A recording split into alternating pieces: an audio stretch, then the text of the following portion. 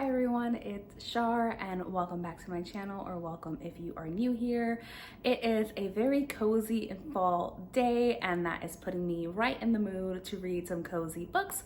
Today I wanted to do a kind of recommendations video for some of my favorite spooky season books. I initially thought I was only going to have like 5 recommendations. JK, I actually have 16 recommendations and 2 series recommendations. So what I did in this video was I broke it up into sections so that if you are looking for a specific genre that you want to read from, you can skip right to that section of the video and get recommendations for it. So without further ado, go ahead and grab yourself a nice drink and let's get into the recommendations. So I'm gonna start with some recommendations, beginning with mystery books. To start with, in the mysteries genre, I am going to recommend An Unwanted Guest by Sherry Lapina. This is a classic murder mystery set in a very isolated setting. So we follow a group of characters who are staying at this very luxurious chalet in upstate New York, but they end up being snowed in. And while they're snowed in, there's a murder and they're trying to figure out who has done the murder as people slowly start to die and they begin to turn on each other. It is a very cozy book in the sense of if you're looking for atmosphere, if you're looking for a cold, snowy atmosphere in a beautiful, luxurious hotel, and you're looking for that slow build of a murder mystery, then you're really going to enjoy this book, I think. So I would recommend that if you're looking for an atmospheric mystery to read this October. The next book I will recommend to you, I think straddles the line between mystery and thriller. To me, it's more true to mystery than it is thriller. So that's why it's in this category. So that is Reckless Girls by Rachel Hawkins. This came out at the beginning of the month, and although it is set in like a tropical island off of the coast of Hawaii, it is still all of the murder mystery vibes. So in this book, we follow Lux and Nico. Now, Lux and Nico have been hired by these very rich girls to take them out to an island that is supposedly cursed, extremely isolated. They kind of want one last hurrah. And when they get there, they kind of fall into this haze of like, oh, it's paradise. But of course, things slowly start to go wrong, especially as more and more people arrive to the island. It follows some of the same beats of a classic murder mystery. We have people kind of dying off one by one, them kind of turning on each other, and you as the reader trying to figure out what's happening. I recommend this for an October read because of all of the murder that happens in this book, this undertone of this cursed island, and it just kind of has a dreamy feeling throughout, which I think makes it a really fun book to read at any point in the year, but especially in the month of October. The next book I would recommend to you is The Sundown Motel by Simone St. James. Now, this book follows dual perspectives and dual timelines. So we have Viv in the 1980s who has run away from her family, moved to upstate New York to get away from her like overbearing mother and her family kind of falling apart. She wants to become an actress, but she ends up in Fell, New York instead of New York City, and Viv goes missing. She experiences some really creepy things that goes on at the hotel where she's a night receptionist at, the Sundown Motel. She goes missing, and 30 years later, we are following her niece, Carly. Carly's mom, Viv's sister, has just passed away, and Carly has always been fascinated by the disappearance of her aunt. Her mom was really devastated by this and never spoke about her sister. So Carly is determined to figure out what exactly happened to Viv all of those years ago. And to do that, she moves up to Fell, New York, and she starts working at the Sundown Motel. And you will see that Carly starts to experience some of the same paranormal experiences that her aunt was having all those years ago. And we have to wonder, is Carly going to disappear too? Throughout this book, we have undercurrents of true crime because Fell has a really high crime rate in this town. Lots of women have gone missing and have been murdered in this town. We have a serial killer, we have actual ghosts, we have paranormal activity, we have a creepy, almost abandoned motel, and And if all of that doesn't scream October vibes to you, I don't know what will. I think this would be a really great book to read around like the middle of the month, maybe not Halloween exactly, because I wouldn't say that it's scary, but it does bring all of the eerie vibes. So if you're looking for a mystery that is bringing in some paranormal elements, I would definitely recommend The Sundown Motel. Next category I have for you is paranormal horror. And can we really talk about paranormal horror without talking about Darcy Coates? I don't think so. So if you're new here, I read a lot of Darcy Coates. I started reading Darcy Coates books about a year and a half ago. I've gone through most of their backlist at this point, but I'm gonna recommend to you the two scariest Darcy Coates books that I have read. At this point, I would have read about 9, 10, maybe even 11 Darcy Coates books, and these two always stick out in my mind. The first one is The Carroll Haunt. Now, The Carroll Haunt follows Remy, and Remy is a tour guide at a haunted house on an island. This house has an incredibly dark history. It was the home of many, many murders. A serial killer lived there, and of course it was abandoned at some point, and now she gives ghost tours there.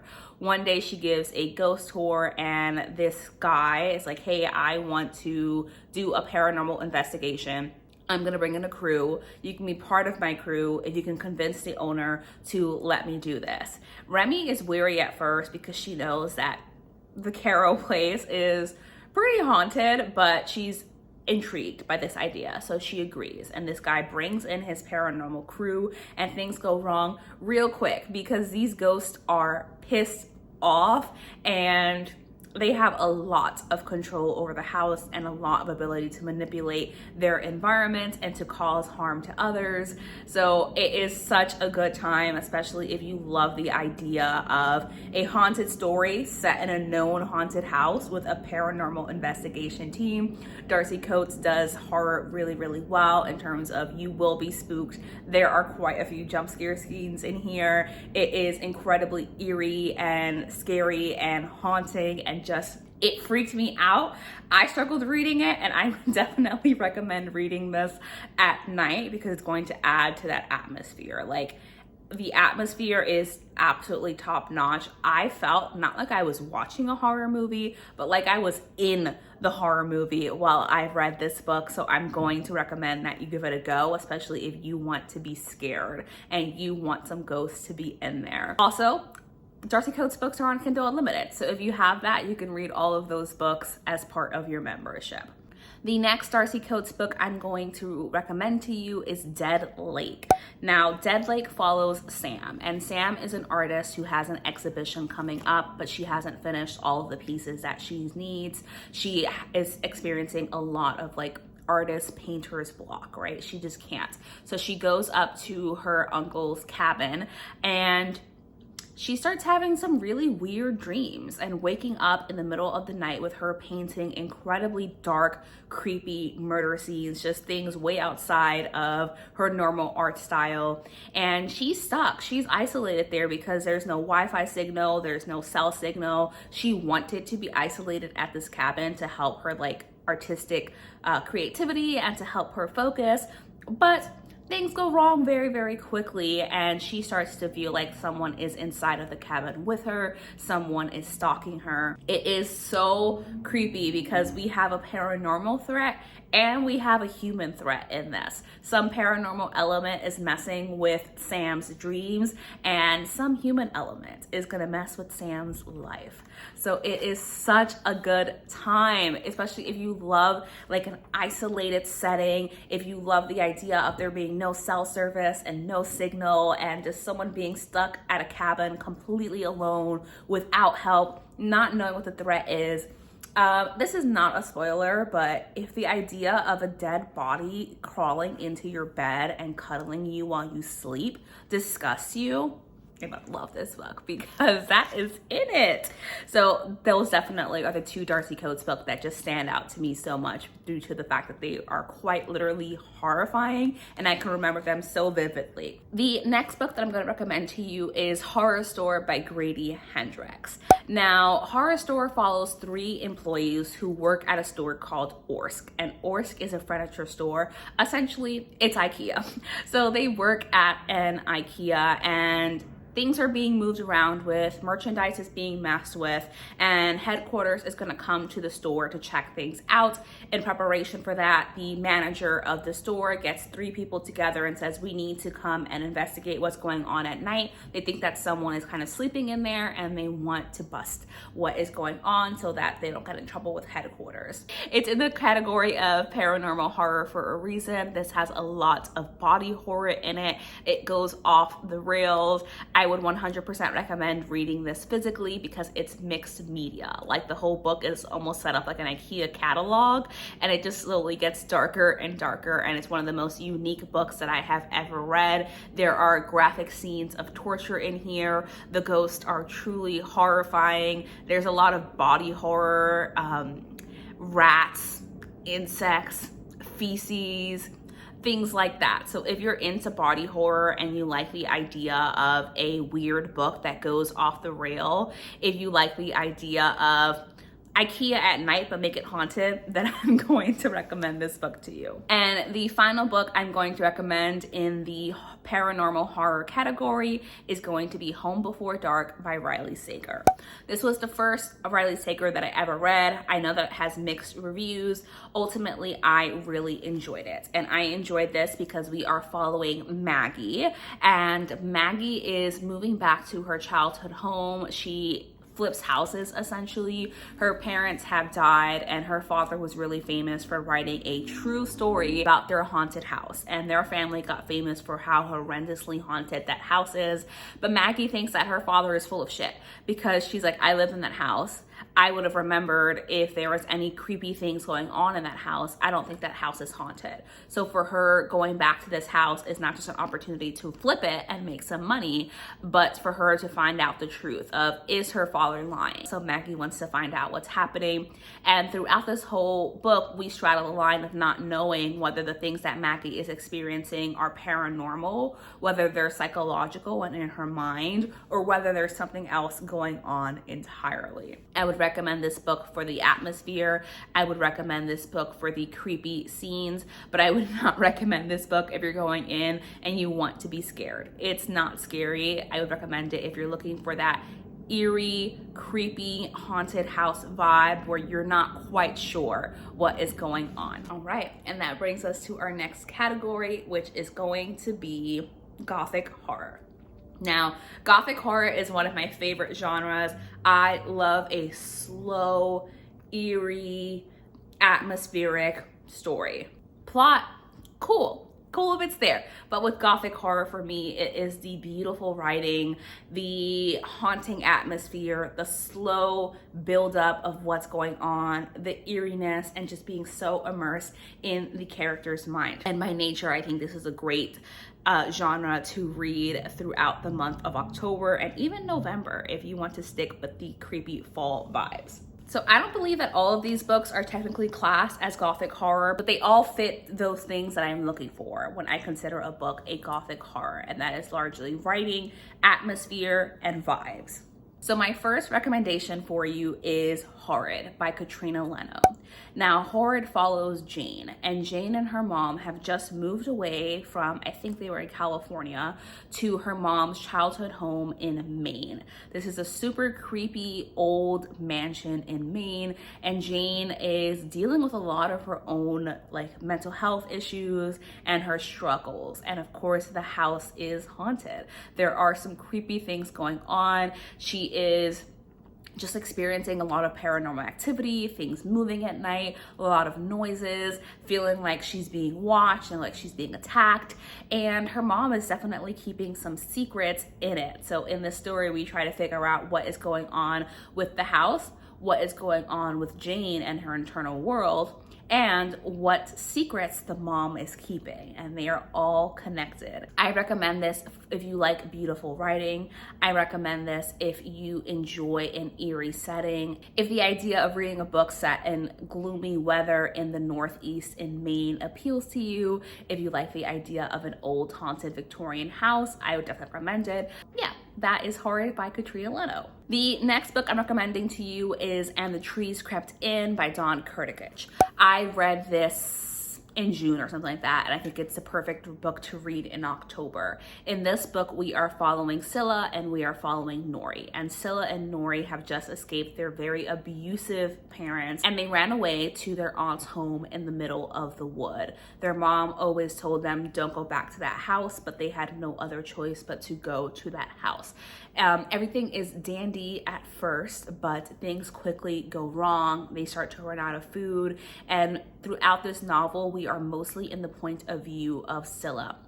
And we are very much in her internal world, because as she's trying to take care of her family, her aunt has locked herself away. They don't have food. No one is coming for them. And every day the trees outside are creeping closer and closer to their house. So we're following Scylla's struggle to try to take care of her little sister, to try to provide food, to keep whatever is creeping into their house away. There is a weird shadow man that her aunt warned her about, stalking them throughout the house. And we are in Scylla's mind as she slowly becomes affected by what is going on in the house, and perhaps even possessed by what is going on in the home. It is a beautiful story full of beautiful writing. There's some mixed media elements. Don Curtis uses bolding and different fonts to give you pieces and clues of what's going on. I will say in the end, this book goes somewhere that I don't think everyone is going to like, but I would recommend this to you, especially if you like fantasy, because this brings in a lot of fantastical elements, and in many ways even reminds me of Pan's Labyrinth. And if you've seen Pan's Labyrinth and you enjoyed it, then I think that you will enjoy this book. The next book in this category that I will recommend to you is The Dark Descent of Elizabeth Frankenstein by Kiersten White. This book was incredible. The audiobook is also really fantastic if you're looking for an audiobook to listen to this month. Now, The Dark Descent of Elizabeth Frankenstein follows the perspective of Elizabeth Frankenstein and her point of view of what is going on with her partner and her husband as he goes about creating this Frankenstein-like monster. We get an exploration of why Elizabeth is with this man and how she has learned to work with him and to deal with him, but also the really horrendous things that he gets up to, like in order to build his human monsters. And he's a monster himself. And I absolutely love this book so much, especially because it felt like a deep character exploration of Elizabeth Frankenstein and what she would have been feeling as her husband essentially tries to become God, and all the complexes that he has and how Elizabeth is forced to deal with all of them. I would recommend this to you if you like character study, if you've read Frankenstein, if you've been curious to know what other people in his life think of what he is doing, if you want a darker exploration of Victor Frankenstein and what would have drawn him to create a monster. It is such a beautiful story and just so complex and so layered, and the writing is just top-notch, incredibly beautiful. If you like flowery writing, if you like Gothic horror, if you like Frankenstein, this is definitely the book for you because it's Frankenstein kind of reimagined. And my final recommendation for you is A Dowry of Blood by S.T. Gibson. I believe this has been traditionally published now. It initially was an indie book, and it is being released this month if it has not already. A Dowry of Blood follows the brides of Dracula, starting with Constanta. And Constanta is Dracula's war bride. Her village has been essentially annihilated by war, and she is left dying in the field where Dracula finds her and he turns her. And for her, she has this image and this connection to him as her savior. For a long time, their relationship is emotionally manipulative. This story follows abuse and emotional abuse, manipulation, and how Dracula's brides come to be with him, and also how they end up away from him. From the very first page, we know that Constanta has killed Dracula, and this book is letters to him explaining their relationship and what ultimately led to the point where she and the other brides have killed him. It is a polyamorous romance. One of the brides is a man, so it also has some bisexual rep in there. Again, I think that the atmosphere in terms of just like the writing and the pacing and just like how slow and heavy and beautiful it It's very much a character study, and if you like those kinds of books and you like that about Gothic horror, this is definitely going to be a book for you. And I gave that 5 stars, would highly recommend it. If I said that was the final book, I'm just kidding, it's not. This is the final book. So the final book in this category for Gothic horror is Gallant by V.E. Schwab. Gallant follows Olivia, who is mute. She cannot speak, and that has caused quite a few issues in her life because people around her are not willing to communicate with her, even though she can communicate. She was abandoned as a small child and left at an orphanage where she was raised by, I guess, like nuns is what I think of them. I don't think that's what they are. That's what I think of them. So she's raised there, and one day when she's about like 12 or 13, I think, she gets a letter from her uncle saying, "My darling niece, we have been looking for you. Come to Gallant." So she goes to Gallant and she finds that her uncle has actually been dead for a long time, and they did not want her at Gallant, but this is the only home that she has ever known, and she is determined to make it work. Now, what's odd about Gallant is that it's haunted. There are some creepy things going on. People are keeping secrets. Almost all of her family is dead, with the exception of her older cousin, who is being haunted by these terrible nightmares. In the home, she is seeing visions of her mother. She has more bits and pieces from her mother and a journal from her mother, and she's trying to figure out who is my father and what exactly went on at Gallant. One of the characters in this book is Death himself, and I love that in a story, and it was just such an enjoyable time. I would recommend this to you if you like Gothic horror, obviously, but also if you like fantasy, and if you are okay with reading a book that's more on the younger YA spectrum. It is younger YA, but that doesn't mean the writing is not as good. It is still absolutely fantastic. It is still enjoyable. It is not afraid of emotions. It's not afraid to shy away from the difficult parts of grief, to talk about disability, to talk about family and family obligation. It's such a complex book and such a beautiful book, and I love, love, love the premise of this story. I can't tell you what's going on at Gallant, but just know I love that idea, and you can see the cover somewhere in this video so you know what it looks like, and just kind of pay attention to why there are 2 houses on the cover, and I cannot recommend that enough. I think it was a really great time, especially if you love fantasy and you like Gothic horror and you are not afraid of a more slower paced book. All right, darlings, so we are in our final 2 categories. So our next category is going to be horror novellas. If you are looking for a short, easy, quick read, I am your gal for these recommendations. The first book I'm going to recommend to you is fairly popular and well known. I gave this book 5 stars. I adored it, but fair warning, it is weird. So this is A House at the Bottom of the Lake by Josh Malerman. In this book, we are following Amelia and James. And Amelia and James are in the same town. James asks her out. It's like young love. They are just getting to know each other. And for their first date, James takes Amelia out to this date to canoe. And they canoe to this kind of section of the lake that no one has been to, and they find that there is an entire intact house at the bottom of this lake, and they decide to explore this house. Of course, that's fucking weird, right? Why is there an intact house at the bottom of the lake? And this house is full of more than just intact furniture. There are some presences in this house as well. What I loved about this is almost the romance of the book. It's not a romance, but it captures that dreamy first love feeling so well, especially when layered in with the creepy eeriness of them essentially being like obsessed with this house and trying to live their lives in this house at the bottom of the lake. And wow, it's just so beautifully written. That is a theme of this video. I love beautiful writing. It does get super weird. I've never read another book like that, and just the whole aspect of them having to dive to swim through this house and them kind of running out of oxygen as they do so, but finding themselves entranced by this home, and how this home and this adventure keeps bringing them closer and closer together.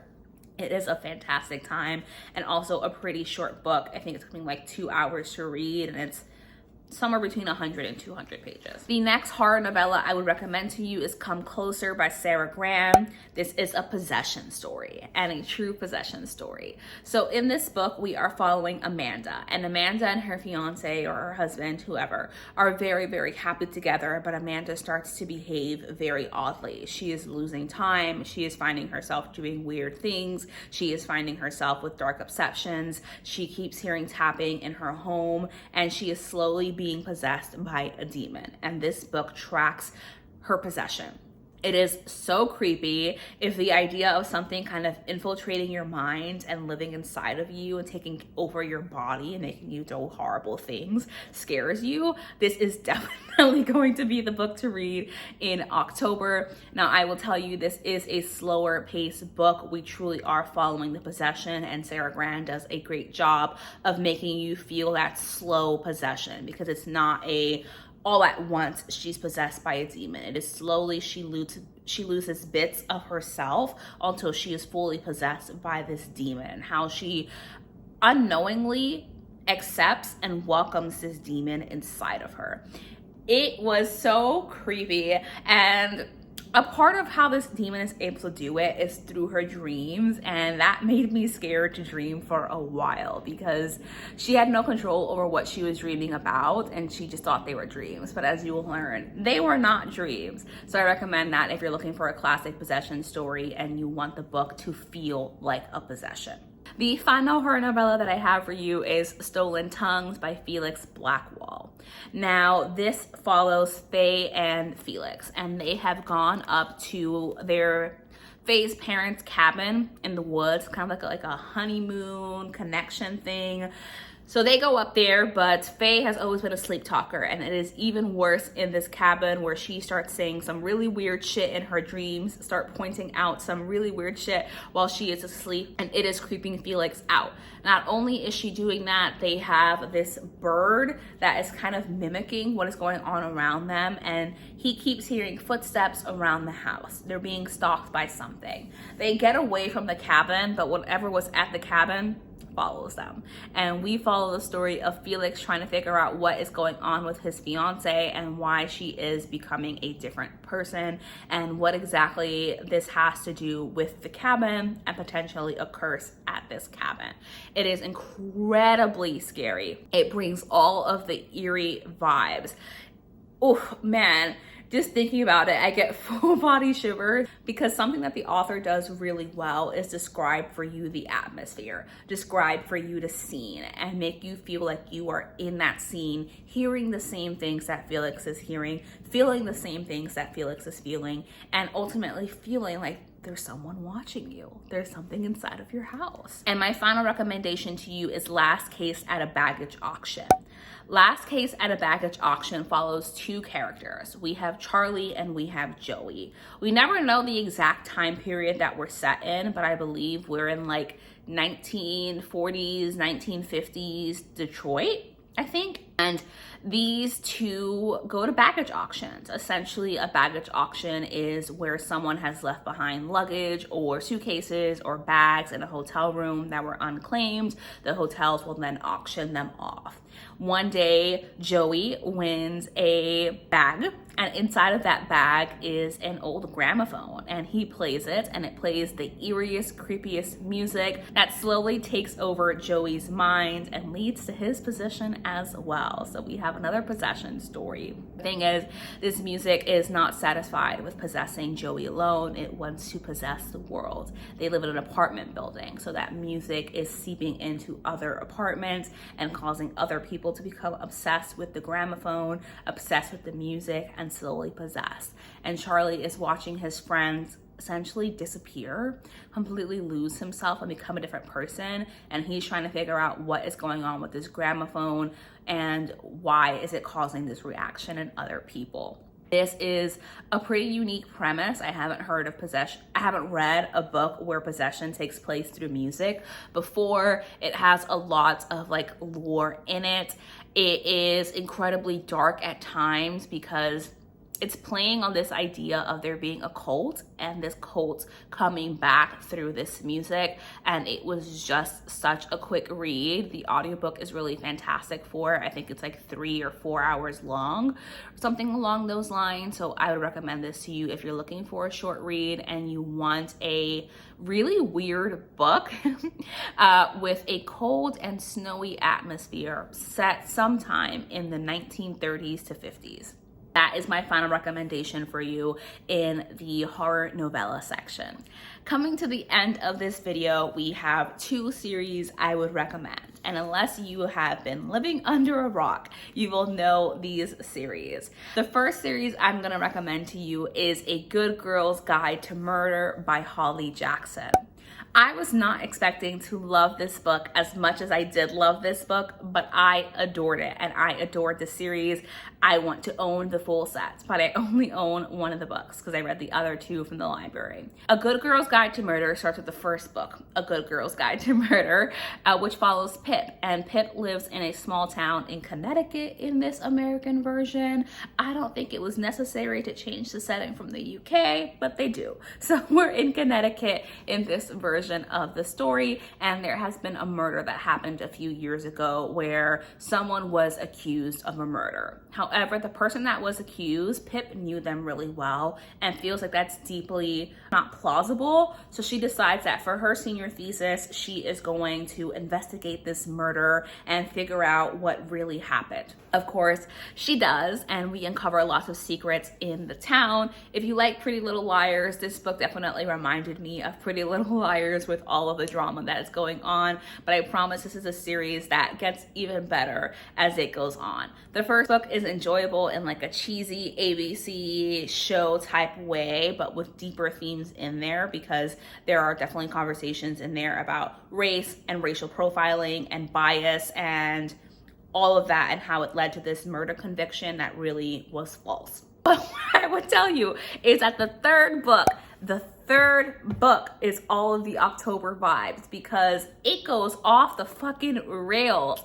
It is full of suspension and tension and drama, and you're just like, yo, what the fuck is happening the whole time? If you're looking for that heart-racing, almost like thriller mystery, I'm gonna recommend that you read this series and you get to As Good as Dead. I know that not everyone is on board with how absolutely chaotic the book goes, but I think it was just chef's kiss. But the third book, Pip is now the one being stalked. And she sent these notes that says, who will look for you when you're gone? And Pip now has to solve her own stalker situation before it is too late.